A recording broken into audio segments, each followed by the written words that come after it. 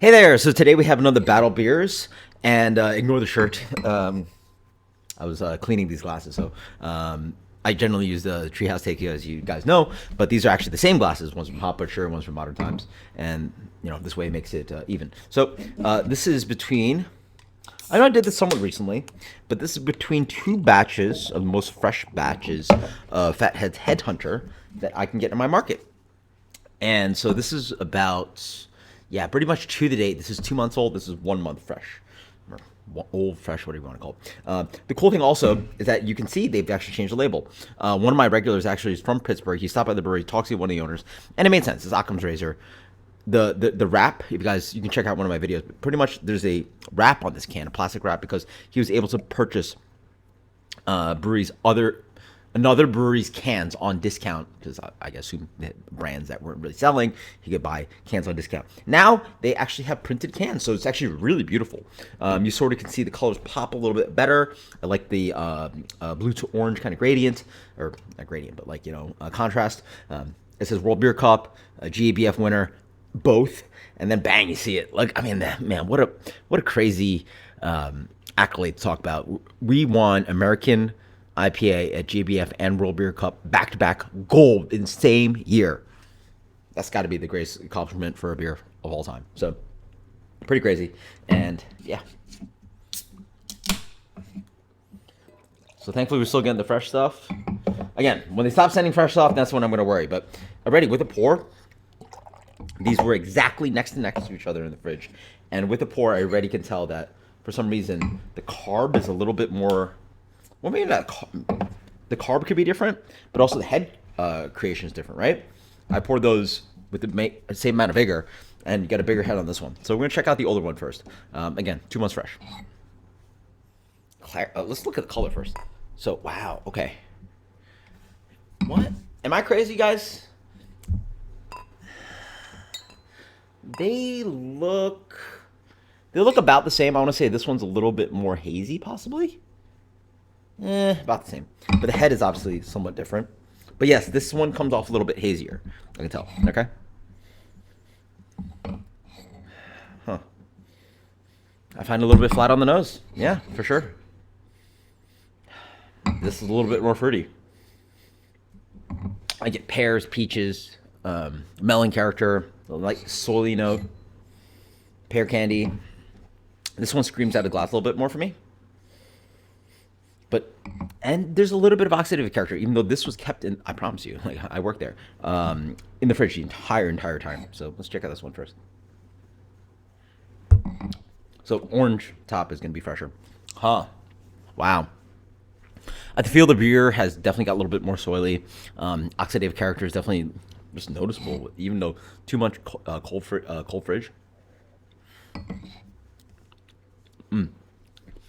But still quite bright and tasty. All that beautiful kind of like peach ring, pear drop kind of candy flavor. Nice biscuity malt in the middle. This kind of like long bitterness, dry, grapefruit peel, grapefruit pith. Oh, a beautiful dank candy character. If you could turn pine and fruit into candy, it would taste like that. A really nice dankness to it too. And actually, the oxidative character, very slight oxidative character, comes off a little sweet, which actually works with the beer quite well. So, way more dank on the nose. There's a specific extra level of dankness that almost comes off thially, and it has this kind of heady topper-esque kind of like, again, I call it like plastic to burnt tire to diesel to gasoline, right? There's this edge that heady topper has, and the dankness is very pure here. Cheers. So they're very similar beers. I mean, it's the same beer a month apart, kept in cold storage. But the more I drink this beer, the more I think of heady topper. It's got this wonderful kind of dank character that's like this top note that doesn't seem to be showing off here. There's an extra layered of like complexity, almost like again, when you make a dish and you sort of like add the herbs and like a sprinkling of like Maldon salt or black pepper or some freshly chiffonade herbs on top of your dish, there's the extra brightness on top of the dish that this doesn't have. Like it still like it still tastes great, but it just doesn't have that extra oomph of that extra fresh profile when you add that extra element to the dish.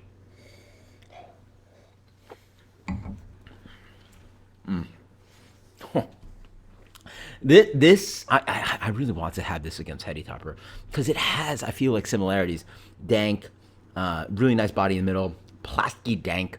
Again, that's what I call in Heady Topper all the time. There's peach rings, sweet grapefruit, like it's so Heady Topper esque. Again, I just need to have it side by side because it just. You guys post the comments below if you guys are familiar with those two beers. Are they similar in your mind? Because like in my mind, again, Heady Topper is like in my mind really more of a West Coast IPA than really a hazy New England thing. Even though like the narrative has been written by whoever, I don't know who wrote that narrative, but who cares?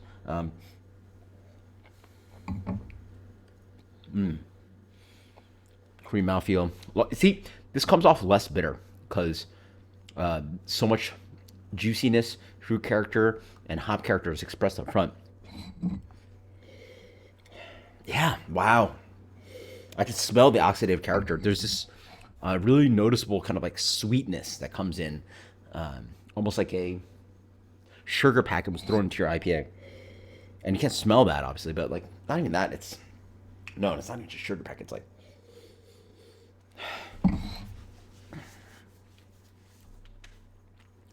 extra grainy and breadier.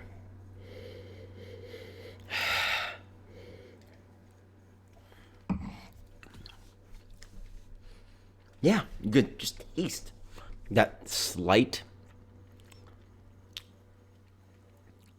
It's almost like a candied corn, candied sweetness. There's an extra layer of like confectionery candied sweetness that comes off on the nose that just reminds me of oxidation.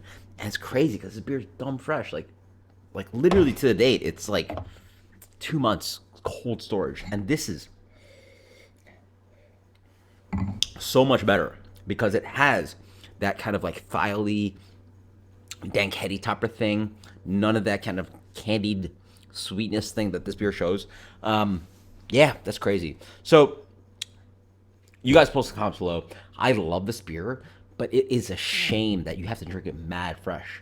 I feel like Heady Topper like when I don't know what it tastes like these days, but when I early on, my first like long video things that I did was like reviewing Heady Topper for 10 weeks in a row.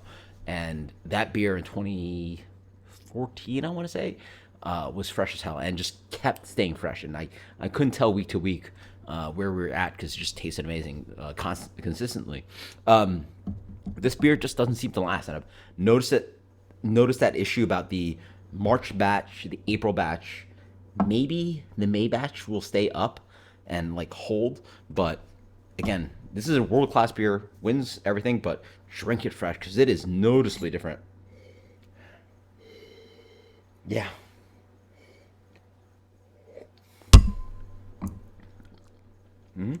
Yeah. The best way to describe it's like